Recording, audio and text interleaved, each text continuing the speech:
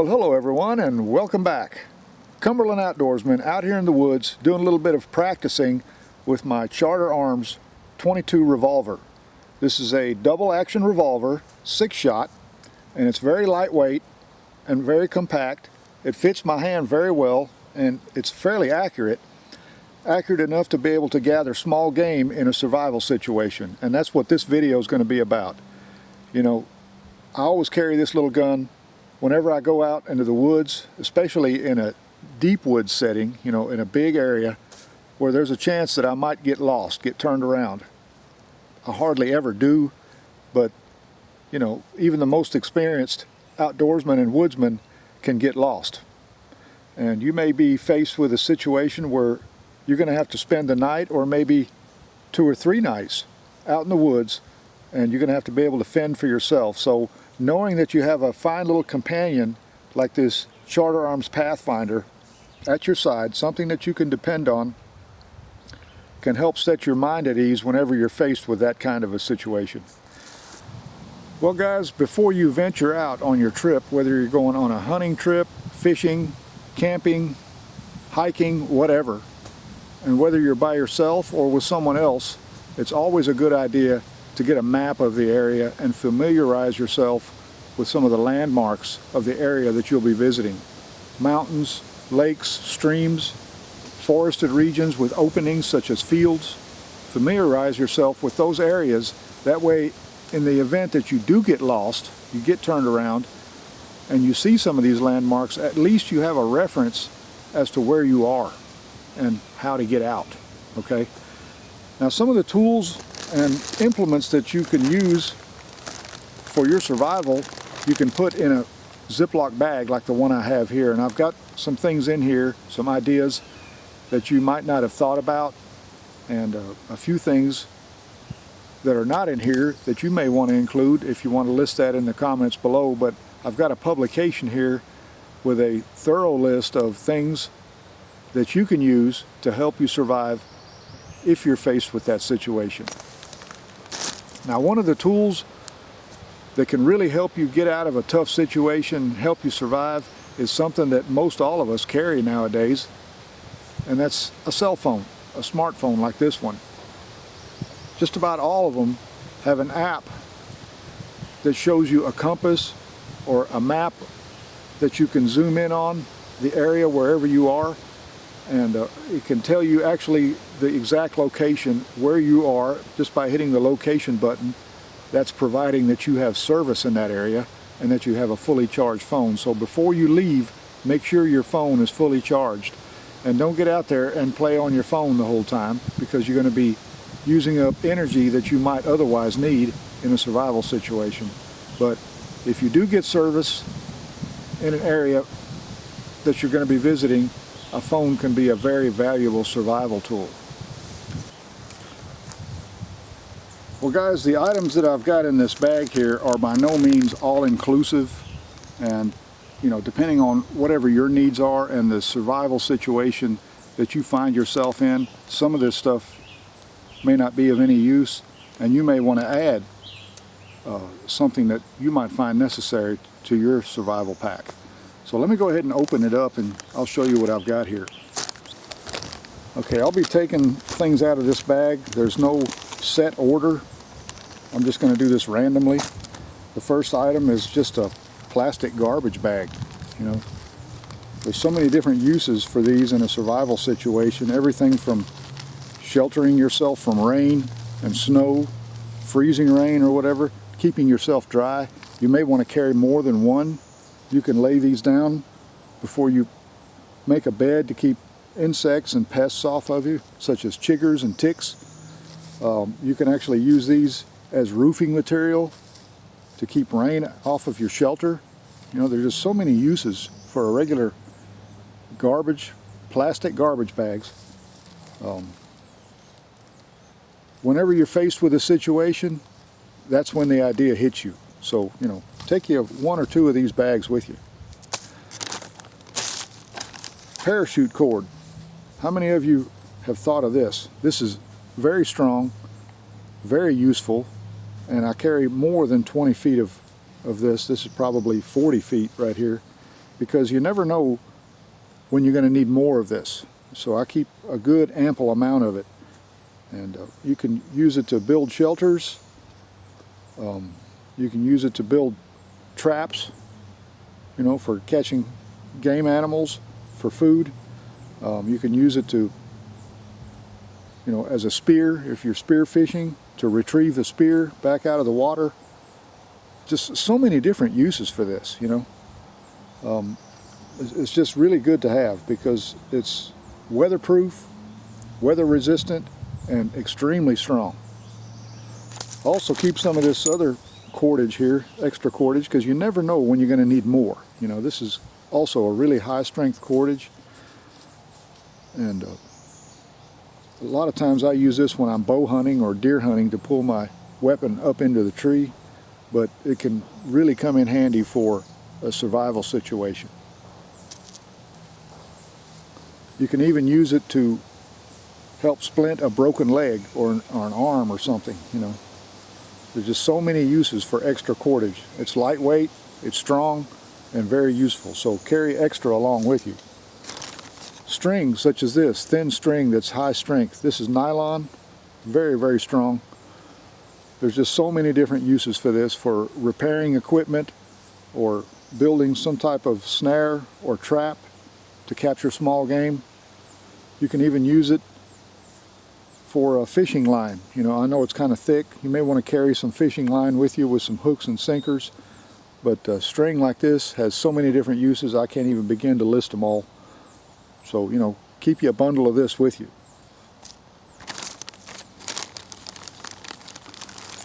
Here's some fireproof matches, stormproof matches, for obvious reasons.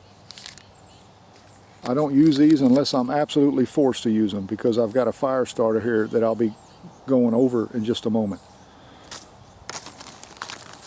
Here I've got some marking tape, you know, so I can mark my way in or my way back out. I had a situation this past spring turkey hunting where I wish I had this with me, because I kind of got turned around coming back out. I made it out okay, but if I had had this, I'd have gotten out probably 2 hours earlier. And here I've got some reflective markers. You know, you see a lot of hunters using these to mark trees to find their way in and get to their tree stands, but it can also be a good way of finding your way back and forth from certain locations in the dark, especially because when a light hits this, it reflects a bright beam of light back to you, and it keeps you on track of where you are. So I keep several of these inside this marker here. They're pinned, so they just stick to a tree.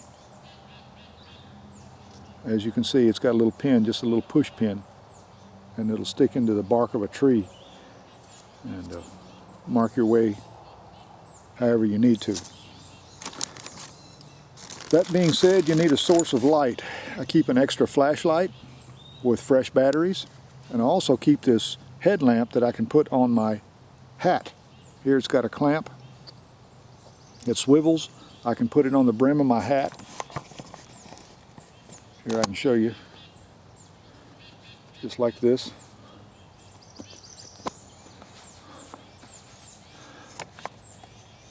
That way when I turn the light on, it keeps my hands free. You know, I can do whatever I need to, and the light shines everywhere I'm looking. So that's a really useful tool to have in a survival situation, or in a situation where you may have a deer down or something and you find the deer late and you're sitting there, you know, you're trying to field dress the deer and you don't have anyone to hold a light for you. This comes in very handy and it's practically invaluable. Also, a compass. This is one that I carry with me, and I used it one time to find my way out. Okay, if you want to try and find true north would be the red arrow, okay? I'll have to pan down with this to show you. As you can see, wherever that red arrow is pointed, that's true north, which would be that direction.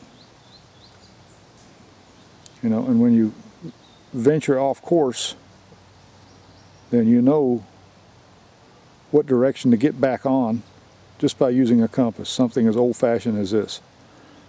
And it gives you north, south, east, and west directions and which way to get out. So you know that if you started your trip from, say, the west, okay, which would be in that direction, and you headed, say, southeast, at least you have a bearing now which way to go, because you know that north is in that direction and west is back that way. So all you have to do if you're heading in this direction is turn around and go back that way.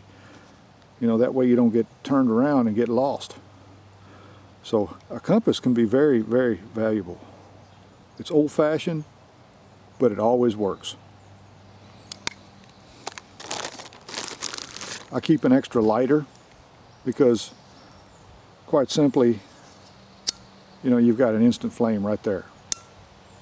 I mean, you can try to, you know, tough it out by using a bow and drill to try to get a flame, but that's only in a situation where you don't have any of this. These are lightweight, they last for a long time, they'll definitely last you for a few days, so carry an extra one with you.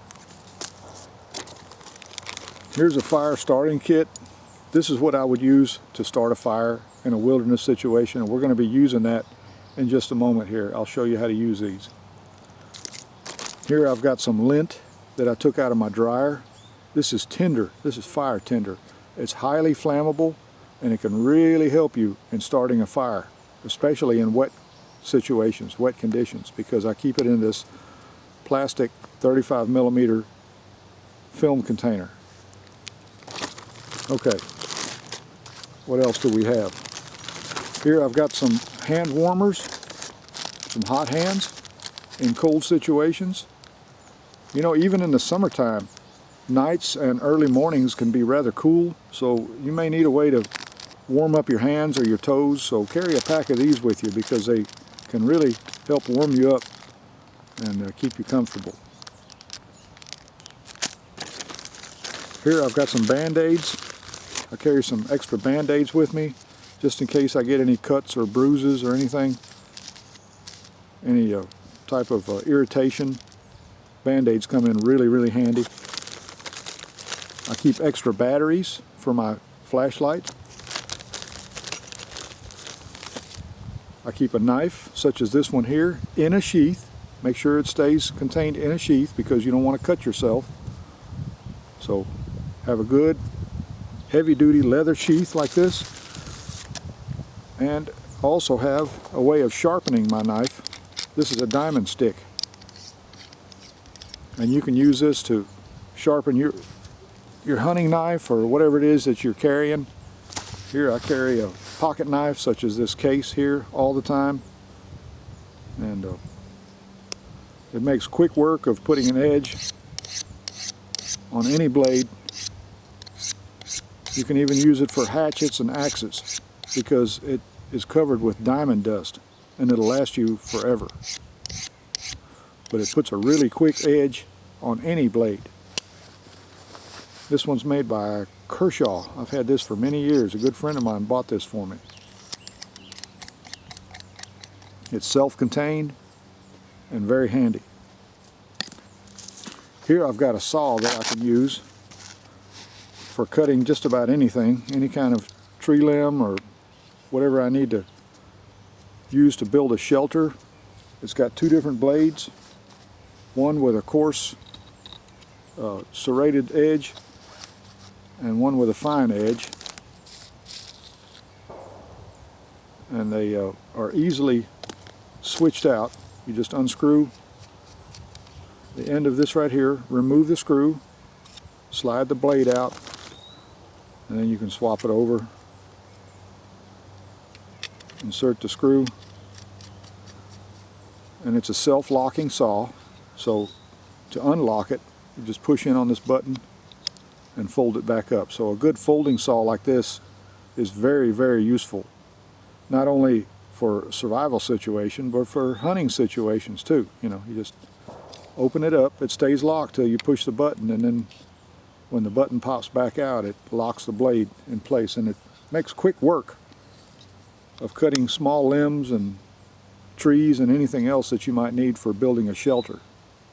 And it's also good for use in cleaning big game such as deer. You know, it cuts through bone, and it's just a all-out very useful tool.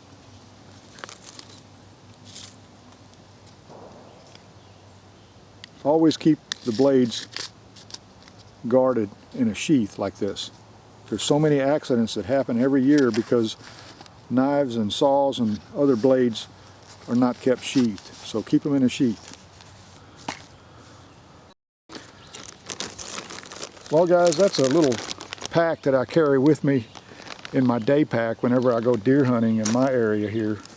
But I'm fairly close to home most of the time. But you know, it's good to know that I have these implements with me in case I need them, and on occasion I've used a few of them, but I've never had to use the whole pack.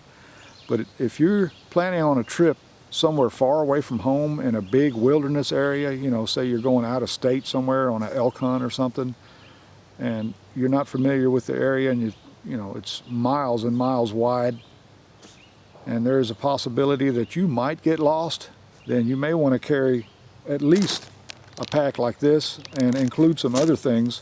And I've got a list here from a publication that I'm going to be mentioning to you in this video, and at the end I'll probably leave a list of things that you might want to include or check off depending on your needs. So first of all, there are 3 booklets available from Life Support Technology. One of them is Survival in the Wilderness. The next one is Food in the Wilderness. And the third one is Medical Aid in the Wilderness. So it'd probably be a good idea to get those booklets and carry them with you, or put them in your day pack in case you ever need them. Amongst some of the implements and items that you might need, first of all, a pocket compass, which I've already covered, an emergency space blanket, 1 wire snare, 1 wire saw. We already have a saw in here, so you probably won't need the wire saw, or you may want to replace that saw for a wire saw, but I think that the one I've got in the pack here is much more useful. 20 feet of nylon parachute cord, 1 pad, 1 pencil, 1 whistle, 1 signaling mirror. You can probably subtract the signaling mirror and use your cell phone instead, because the reflective surface on this will actually reflect light a long distance. And if you use the phone correctly and you have service, you probably won't need any of this. So you can probably find your way out very quickly. 3 distress signal flares, 1 desert water still, 1 Portapure water purifier, 100 Halozone tablets, 1 box of waterproof matches, 1 6-inch candle, 12 fire starter tablets, 1 disposable butane lighter, 1 Mallory compact light, a magnifying glass. Lots of uses for that, believe it or not. You can actually start a fire with a magnifying glass. You probably remember that from being a kid. 1 knife, fork, and spoon set. That would come in handy. 4 cans of concentrated food. 1 box of raisins. 2 packages of hot cocoa mix. Maybe a bag of beef jerky or some candy to go with that. Some tea bags. 1 Cutter Camp Pack first aid kit. That would probably be very useful in case you ever are faced with an injury. One thing that we here in the South always deal with is insects. Chiggers, ticks, mosquitoes, things like that. So insect repellent would probably be a very good idea. 1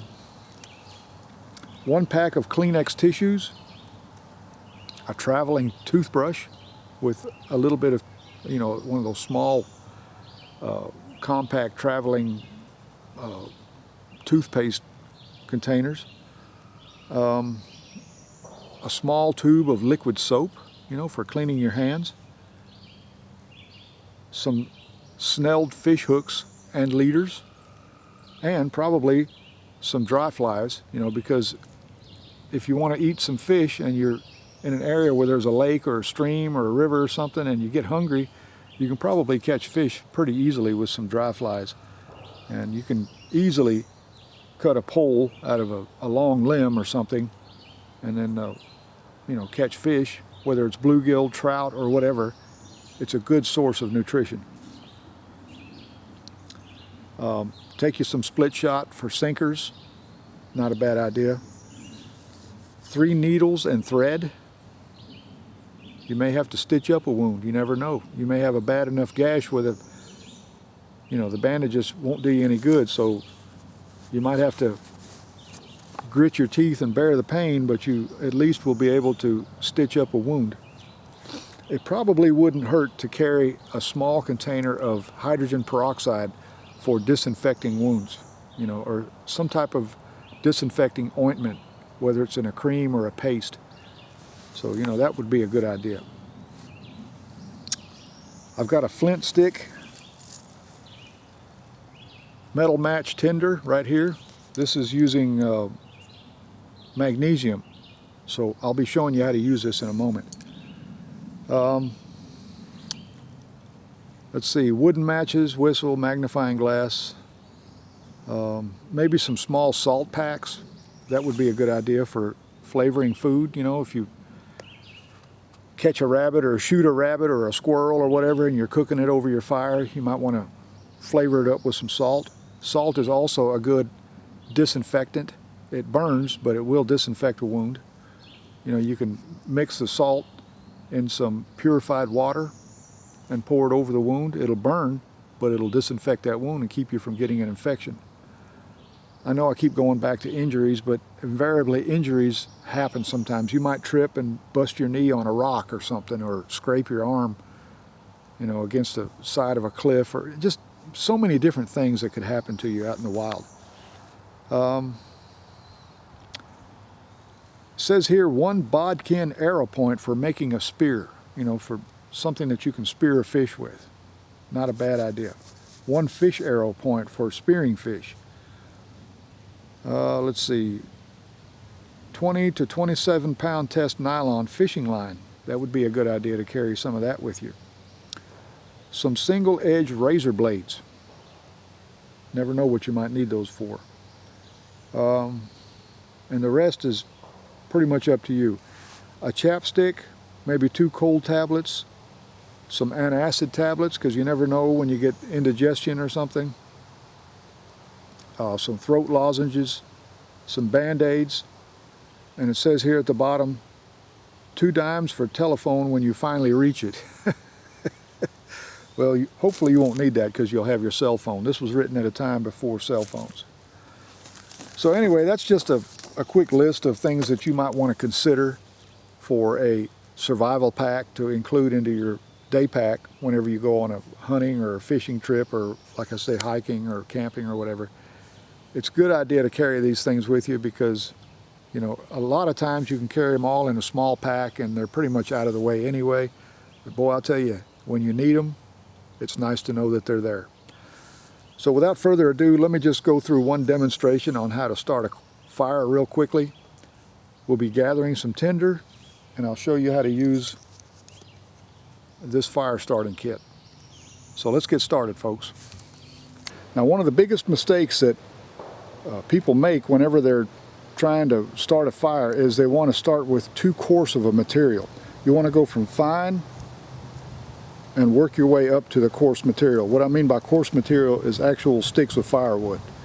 You want to go from something very fine, such as the hair-like structure of cedar bark or dried leaves or dried grass or whatever, and then work your way up to small twigs, you know, little tiny dried up twigs, and then go from small twigs to just a little bit bigger twigs, and then finally to the larger stuff. Build yourself up, and that's how you build a fire successfully. So let's get some cedar bark and I'll show you how to use that for tinder. Well guys, what we have here is a cedar tree that's been rubbed by a deer in the last year or two, and as you can see, a lot of the bark has been sloughed off. This is what I'm talking about. This makes good fire tinder here. So I take my Gerber saw and I just run the edge of the blade down the side of the bark like that, and what you get is a very fine hair-like material. It collects on your blade, and this stuff makes some great tinder. I mean, this is really flammable stuff. Now, we're not going to hurt this tree any more than this deer's already done to the tree, and it looks like the tree's okay because I see green growth on it. So I'm going to scrape some more of this stuff off, and it comes off pretty easily, as you can see, and we'll gather it into a tinder bundle. There you can see it pretty much sticks to the blade.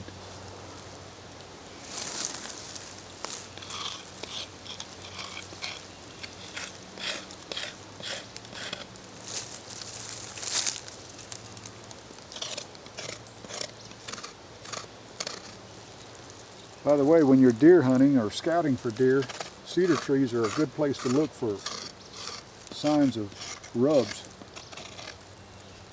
And I've showed you that before in other videos if you paid attention. But I think we're just about done here. We got a good little tinder bundle here from what I've gathered. And I think we can start a flame just using what I've got here.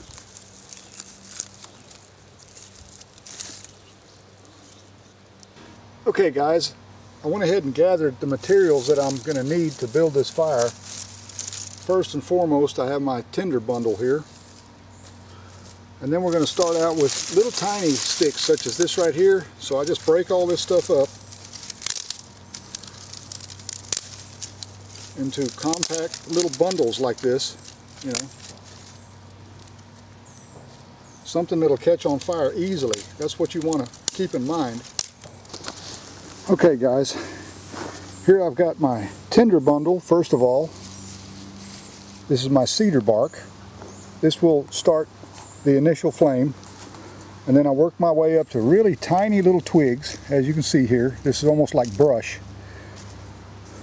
And then I go up a little bit bigger, you know, go from that to that, and then I work my way to even larger sticks and twigs such as this, and then to these branches here.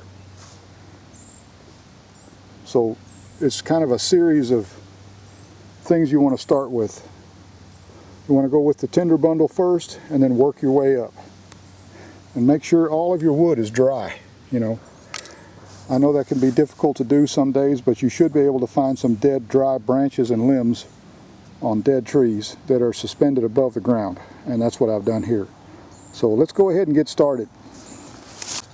Okay guys, I got a thin piece of hickory bark here that I found on the forest floor, and it's fairly dry. But what I want to do is I'm going to place it on my knee, and here I've got this fire starter. This is magnesium, okay? And what you want to do is scrape off this magnesium into a little pile until you get a nice little pile of magnesium shavings here. And the bark is going to collect that, okay, as you can see.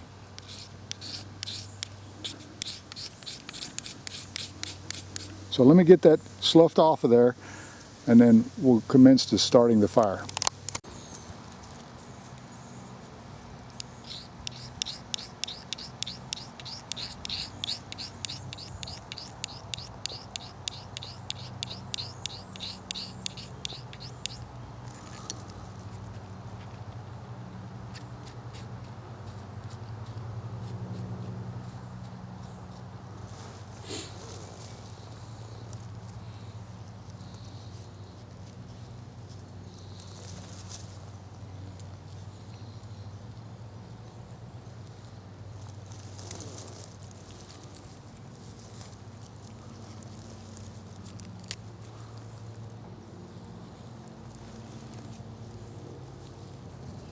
Now this will start a hotter flame than say a Bic lighter can start, but we're just going to get it going here for this demonstration.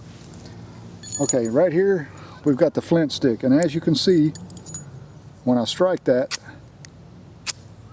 it throws off a pretty good spark. So we'll go ahead and start this up.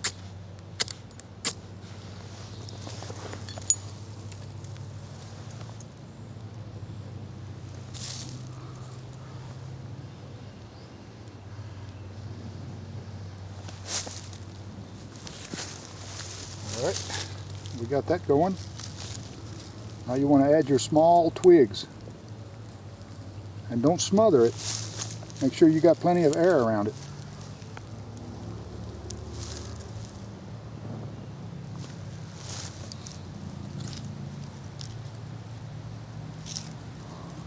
You want all those little small twigs to catch on fire.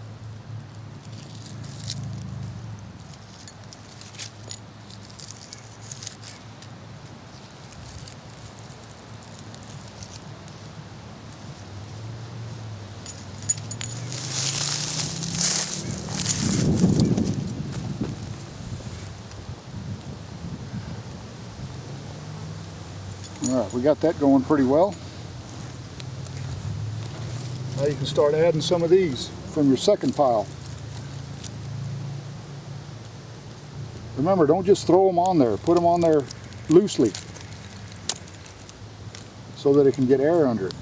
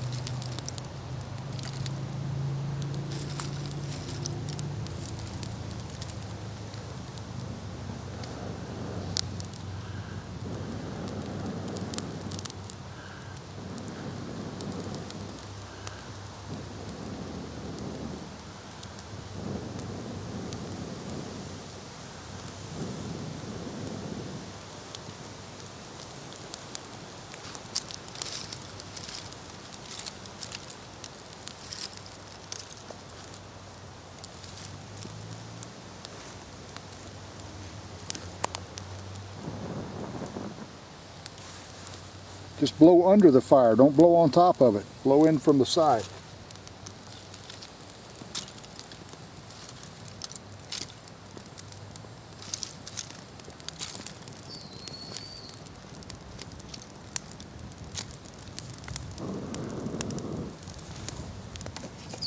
Move the camera over here.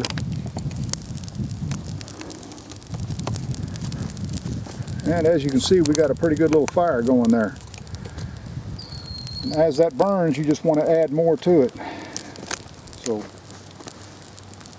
I like to have a stick like this on hand to kind of keep control of the situation.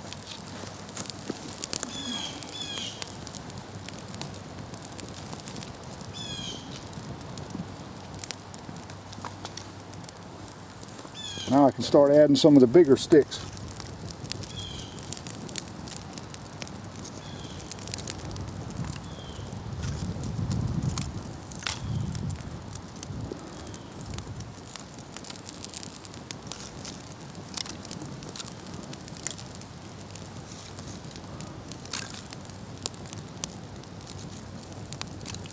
As the fire consumes the sticks, that's how you want to add it. It's kind of a state of progression from one stage to the next.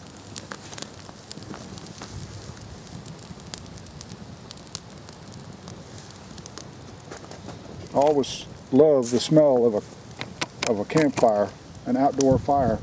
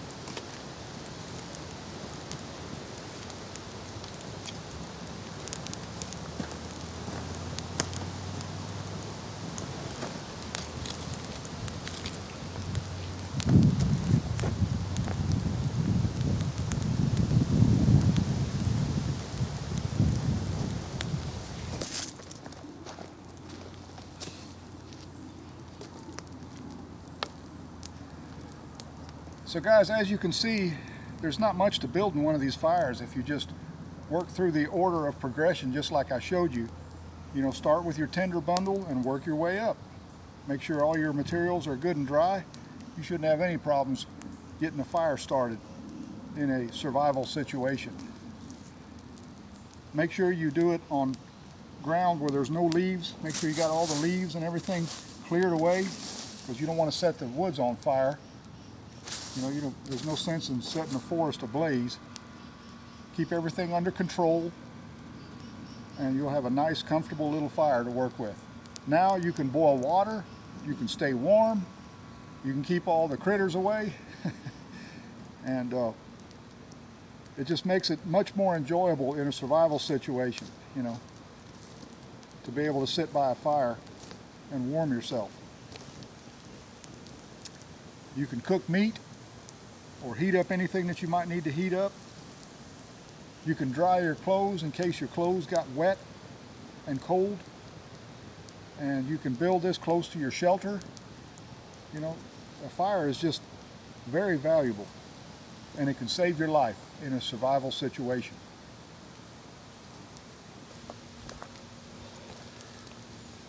Well guys, there's one more tool or implement that I probably should have included, and that's a small hatchet, such as this one right here.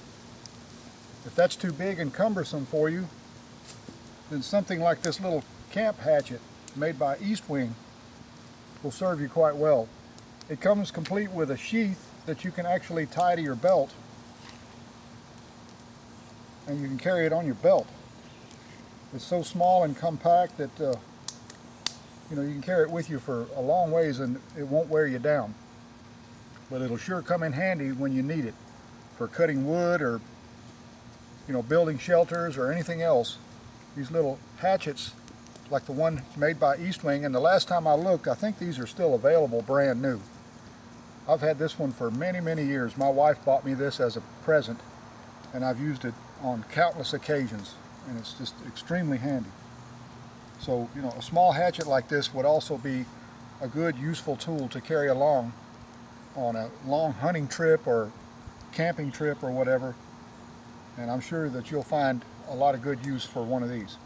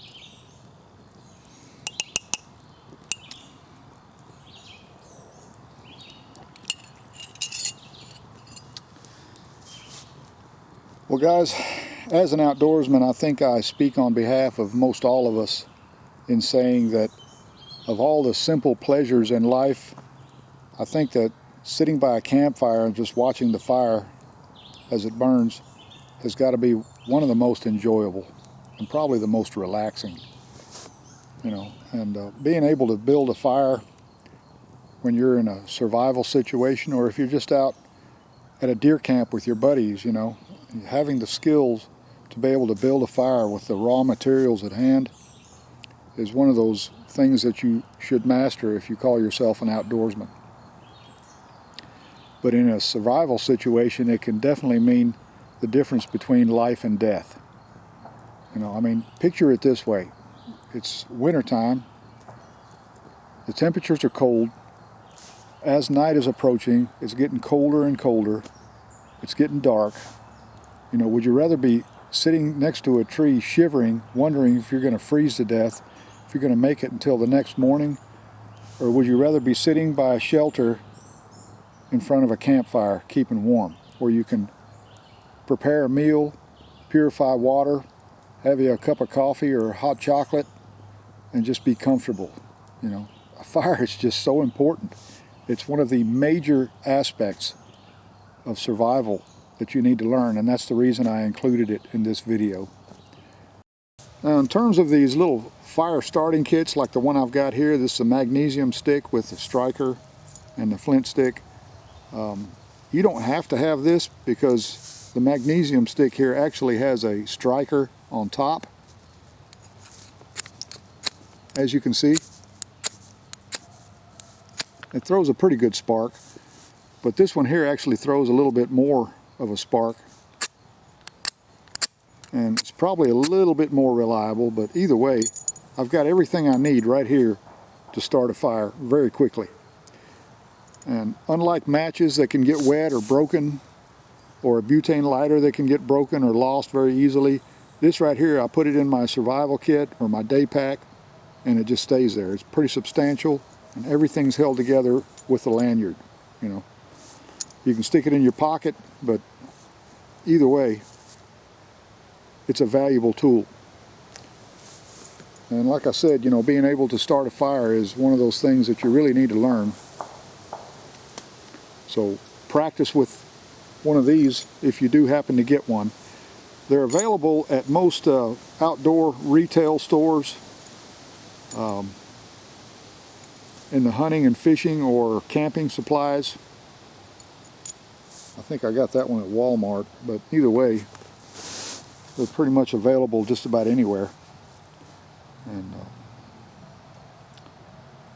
you know, there's other things that you can pick up along the way. If you go through that list that I just gave you, you can omit or include whatever you want, whatever is suitable for your needs. And that's the fun of it, you know, putting it together for what you think you might need. And it's pretty much an individual thing, so there's no set way of putting together a survival kit. Every year in North America, especially in the United States, there's so many people that get lost in the wilderness and they're never found, you know, and especially in some of the big national parks. Even if they go in as a group, you know, there's inevitably someone always gets lost, and then they send in rescue and search teams, and for some reason they can't find them. And they never take the time to really put together a survival kit, to learn the skills that are necessary to be able to survive in a wilderness setting, and a lot of times they're never found. I don't know if they're eaten by wild animals or if they're just lost beyond hope. I just don't understand it sometimes. But you know, having survival skills and the tools to be able to work with those skills, I think is a very valuable thing. And everyone owes it to themselves to learn that, especially if you plan on going to some remote area, you know, somewhere that you've never been before and that's far away from home. I can't imagine going somewhere hundreds if not thousands of miles from home with my family and then losing someone and then having to return home without that person. I just can't imagine that. You know, it's just a terrifying thought. But it happens all the time.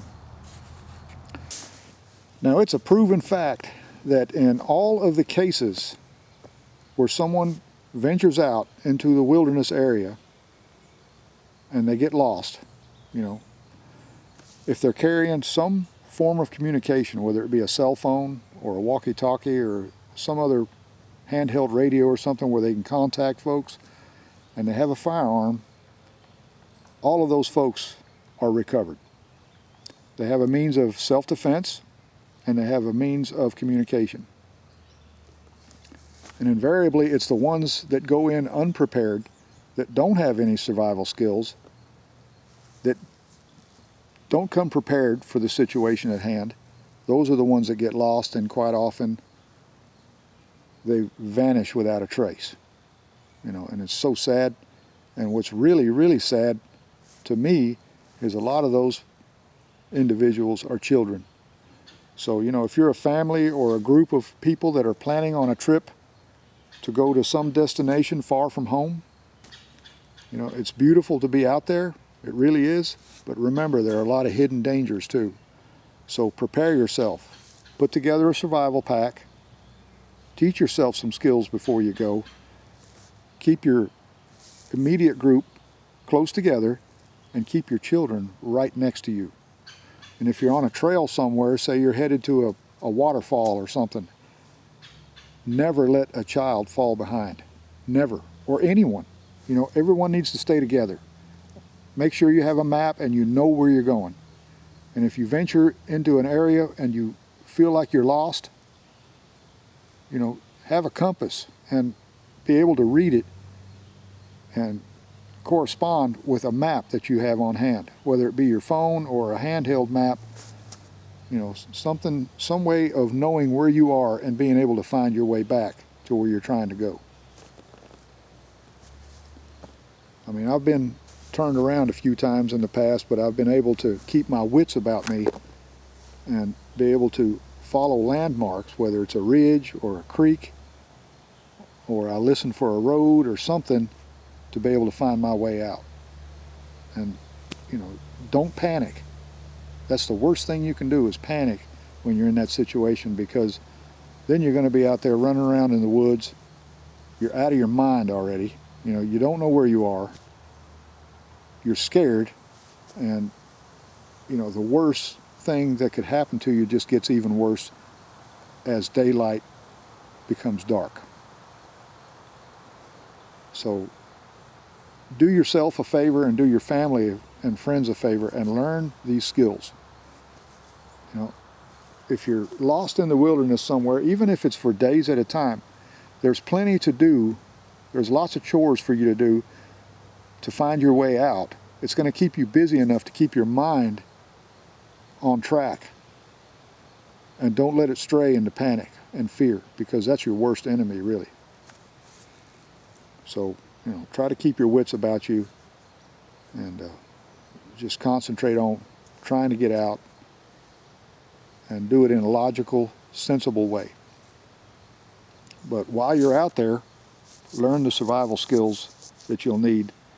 And believe me, you'll be more than happy that you put together a little pack like this if you can carry it with you, because you'll need it. Well, guys, I hope that didn't come across as a seriously ominous subject that I just covered.